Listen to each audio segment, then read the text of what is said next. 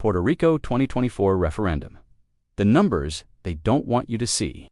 Let us shine a light on the pundits and groups like PR51 that continue to mislead the Puerto Rican people about the 2024 status referendum. Statehood supporters claim that 51% voted in favor of statehood. But is that really the full picture? They love to use percentages to create the illusion of a majority. But numbers don't lie. So let's break it down. According to the 2023 census, Puerto Rico has a population of 3.2 million residents. The number of registered voters in 2024 was 1,987,737. Of those, only 1,059,212 people actually voted. And of that total, over 204,341 ballots were either blank or declared invalid. That alone should raise eyebrows. Why were so many ballots pushed aside? Were they mistakes, or was something else at play? Let's look at the votes that were counted. Statehood: 620,782 independents, 125,171 free. Association: 313,259. Now here's the real shocker. 928,525 registered voters didn't vote at all. Combine that with the 204,341 invalid or blank ballots, and that's 1,132,866 Puerto Ricans whose voices were not counted.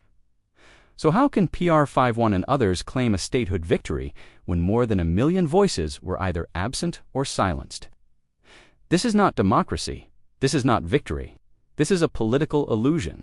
Puerto Ricans are tired of a broken two-party system that only uses referendums as tools to secure re-election. And after the ballots are counted and the politicians go home, what changes for the people? We're still left with blackouts and power outages, sky-high food, housing, and healthcare costs, low wages, and few opportunities corrupt politicians, voting themselves pay raises while we struggle. Puerto Rico has one of the lowest wage averages in the entire U.S. Meanwhile, career politicians enrich themselves while working families suffer. All three major parties are in bed with each other, and the people pay the price. Here's the truth. If over 1.1 million Puerto Ricans were silenced at the ballot box, you cannot claim victory.